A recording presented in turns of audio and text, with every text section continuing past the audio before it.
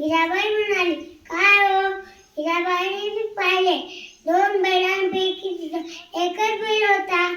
दोघांनी बैलाचा शोध घेतला, पण बैल काय सापडला नाही. दोघी बैल बाजारात गेले. त्या बाई इकडे तिकडे पाहू लागली. हिराबाईला तिचा बैल दिसला. हिराबाई ओरडली, अहो, हा बघा आपला बैल.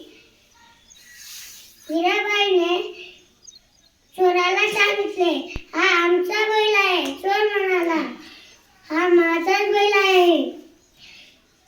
चोराने सांगितले, हिराबाईने सांगितले. हिराबाईने बैलाचे दोघी डोळे बंद केले. चोराला सांगितले,